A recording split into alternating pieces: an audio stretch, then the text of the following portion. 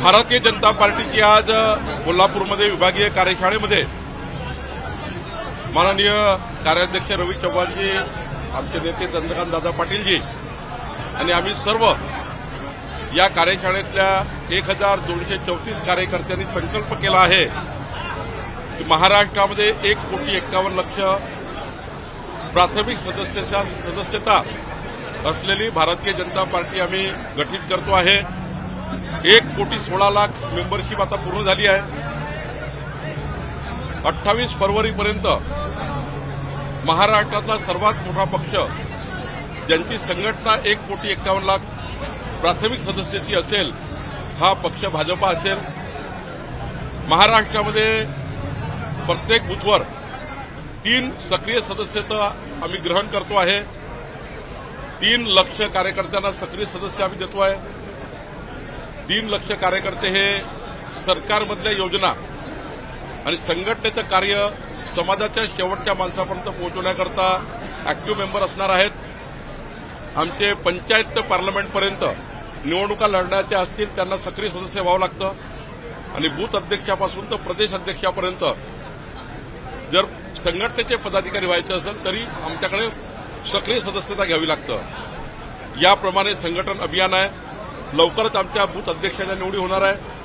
लवकरच तालुका अध्यक्षाच्या निवडी होणार, जिल्हाध्यक्ष आणि प्रदेश अध्यक्षाची निवड होणार आहे आणि या संघटन पर्वाकरता आम्ही संपूर्ण महाराष्ट्राच्या विभागीय कार्यशाळा घेतो आहे। आता पुण्याला आहे, उद्या ठाणे आणि मुंबई आहे। मला असं वाटतं चंद्रकांत दादांनी योग्य म्हटलेलं आहे, पश्चिम महाराष्ट्रामध्ये महाराष्ट्राच्या इतिहासामध्ये सुवर्ण अक्षरांनी नोंद होईल इतका मोठा विजय पश्चिम महाराष्ट्राने आम्हाला दिला आहे। आणि ज्यांनी मुख्यमंत्री पदाचे 11 बोर्ड लागले होते महाराष्ट्रामध्ये, ते काँग्रेसने 8 लोकांनी बोर्ड लावले होते, राष्ट्रवादीच्या 4 लोकांनी म्हणजे शरद पवार साहेबांच्या 4 लोक मुख्यमंत्री पदाचे दावेदार होते, उद्धवजी स्वतः, आदित्य ठाकरे स्वतः दावेदार झाले होते। या महाराष्ट्रात 11 मुख्यमंत्री फिरून आले होते। पण माननीय चंद्रकांत दादांनी सांगितलं खरं आहे, महाराष्ट्राच्या 14 कोटी जनतेने 3,17,00,000 मतं आम्हाला दिले, काँग्रेसला 2,17,00,000 मतावर थांबले, 1 कोटी मतं आम्हाला जास्त मिळाले आणि महाराष्ट्रामध्ये मोठा महाविजय हा भाजपा महायुतीचा झाला। आणि म्हणून चंद्रकांत दादांनी असं म्हटलं की महाराष्ट्राचा मोठा विजय पश्चिम महाराष्ट्राने केला आहे आणि संघटनेमध्ये सुद्धा पश्चिम महाराष्ट्र समोर आहे आणि म्हणून चंद्रकांत दादांनी उल्लेख केला आहे। होय, महाराष्ट्रामध्ये आणि पश्चिम महाराष्ट्रामध्ये अनेक लोक हे मोदीजीच्या आणि देवेंद्रजीच्या दोन्ही सरकारच्या केलेल्या कार्यावर आणि पुढच्या काळामध्ये 14 कोटी जनतेचं जे भलं आहे, जे विकास कार्य आहे आणि विकसित महाराष्ट्राचा संकल्प जो भाजपाने केला आहे, देवेंद्रजींनी केला आहे, त्या संकल्पाला साथ देण्याकरता अनेक लोक पश्चिम महाराष्ट्राचे भाजपामध्ये येणार आहे। लवकरच आपल्याला त्याची यादी कळेल। पण चांगलं नेतृत्व विधानसभेत राहिलेले आहेत, त्या ठिकाणी पुढच्या काळामध्ये महाराष्ट्राला समोर नेऊ शकतं, विकसित महाराष्ट्राकरता काम करू शकतं, असे अनेक नेते पश्चिम महाराष्ट्रातले भाजपामध्ये येण्याचा आपल्याला ओढ दिसेल। काल जयंत पाटील आणि राहुल नार्वेकरांची भेट झाली।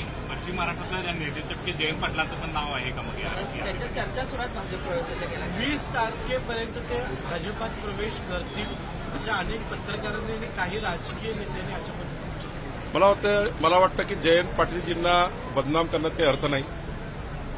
एका पक्षाचे राज्याचे अध्यक्ष आहेत। आतापर्यंत तरी या सेकंदापर्यंत ना जयंत पाटीलजी काही आमच्या केंद्रीय नेत्याशी बोलले आहेत, ना देवेंद्रजीशी बोलले आहेत, ना चंद्रकांत दादाशी बोलले, ना माझ्याशी बोलले आहेत। त्यामुळे जयंत पाटील साहेबांच्या कुठल्याही त्या ठिकाणी त्यांच्या राजकीय आयुष्यावर कुठलाही प्रश्नचिन्ह आपण लावू नये असं मला वाटतं।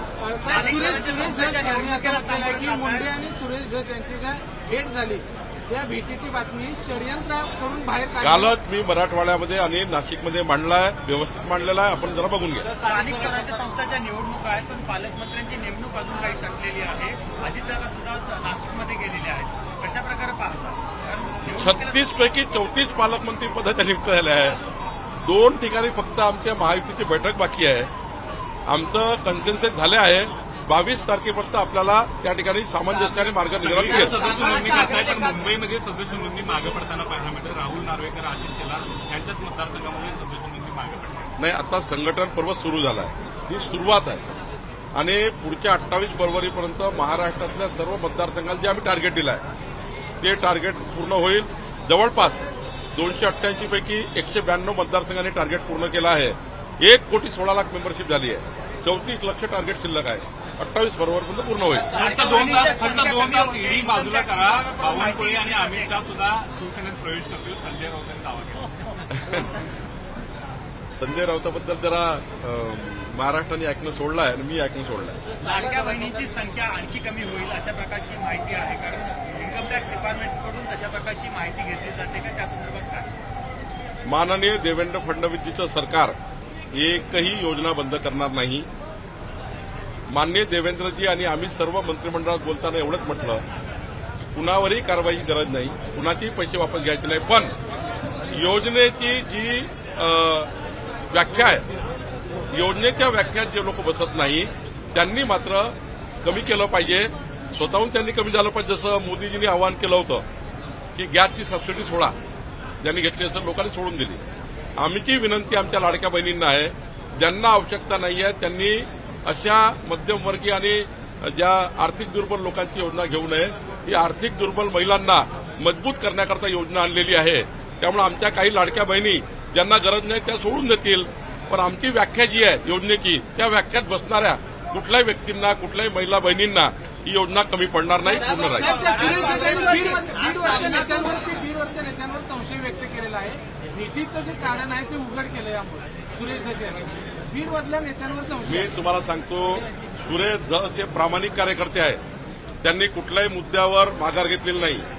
आणि धनंजय मुंडे आणि सुरेश धस जेव्हा माझ्याकडे भेटले तेव्हा त्यांनी स्पष्टपणे सांगितलं की संतोष देशमुखाच्या हत्येमध्ये जे आरोपी आहेत त्या आरोपींना अंतिम शिक्षा होतपर्यंत दोघंही, धनंजय मुंडे आणि सुरेश धस या दोघांनी आपली जी बाजू आहे ती कायम ठेवलेली आहे. आणि सुरेश धस असे कार्यकर्ते आहेत त्यांनी जे मुद्दे हातात घेतले आहे ते मुद्दे धसाच लावतपर्यंत सुरेश धस काम करणार आहे. त्यांना पूर्ण काम करण्याची मुभा आहे. एबीपी माझा, उघडा डोळे बघा नीट.